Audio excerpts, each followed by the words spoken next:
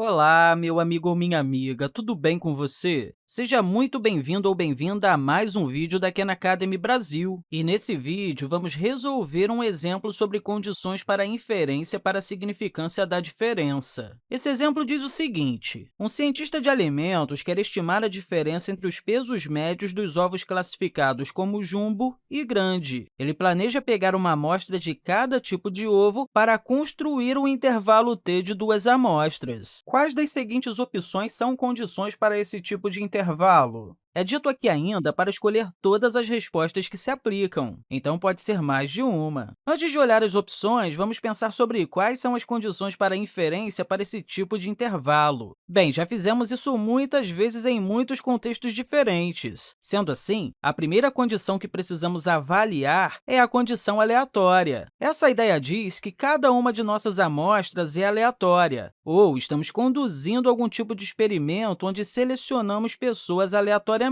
Para esse caso, ovos desses dois grupos. Nesse caso, estamos pegando duas amostras e esperamos que elas sejam amostras verdadeiramente aleatórias. A segunda é a condição normal. A condição normal é um pouco diferente, porque depende do que estamos falando. Depende se estamos falando de médias ou se estamos falando sobre proporções. A condição aleatória é sempre a mesma, mas a condição normal, quando estamos falando de médias, lembre-se que estamos olhando para a diferença entre os pesos médios dos ovos, então precisamos saber como atender essa condição normal. Podemos atender essa condição normal se a distribuição for normal. Caso não seja isso, a gente tem outra maneira de atender essa condição. É que se o tamanho das amostras para cada uma dessas amostras for maior ou igual a 30. Ou seja, se o tamanho da primeira amostra for maior ou igual a 30, e se o tamanho da segunda amostra também for maior ou igual a 30, nós atenderemos essa condição. Mas mesmo que a gente não consiga ter esses dados para saber se a distribuição é normal ou não, ou mesmo que a gente não consiga atendê-las, caso os dados da amostra sejam aproximadamente simétricos e que não sejam muito enviesados para algum lado, poderemos dizer que temos uma amostra aproximadamente normal, o que também vai atender à condição normal. Isso, claro, para quando estamos falando de médias. Agora, a terceira condição que precisamos atender quando estamos lidando com médias, com proporções, com diferenças de médias ou ainda diferenças de proporções é a condição de independência. Essa condição diz que é preciso que suas observações individuais sejam feitas com substituição em ambas as amostras. Ou, se não for esse o caso, o tamanho da amostra para ambas as amostras não pode ser maior que 10% da população. Bem, já cumprimos essa condição. Agora que já fizemos essa revisão, vamos ver qual ou quais dessas opções se aplicam a essas condições. A primeira diz: ele observou pelo menos 10 ovos pesados e 10 ovos leves em cada amostra. Bem, essa aqui é a condição normal quando estamos lidando com proporções, não com médias. Então, eu descarto isso aqui. Essa alternativa é muito boa para distrair, porque isso daqui realmente se aplica a casos de proporções. A segunda agora: os ovos em cada amostra são selecionados aleatoriamente de sua população? Sim, aqui nós temos a condição aleatória, então eu seleciono essa alternativa. Ele pegou um número igual de amostras para cada tipo de ovo? Isso aqui é um equívoco comum que ocorre quando estamos lidando com médias ou proporções, que quando estamos pensando sobre a diferença entre médias ou a diferença entre proporções, de alguma forma os tamanhos das amostras precisam ser exatamente as mesmas. Esse não é o caso aqui. Assim, seus tamanhos de amostras não precisam ser iguais, ou não precisam ser exatamente as mesmas. Portanto, também excluímos isso. Então, aqui temos a condição aleatória, mas também poderíamos ter a condição normal e a condição de independência. Mas, nesse caso aqui, temos apenas a condição aleatória. Bem, meu amigo ou minha amiga, eu espero que você tenha compreendido tudo o que conversamos aqui e, mais uma vez, eu quero deixar para você um grande abraço e até a próxima!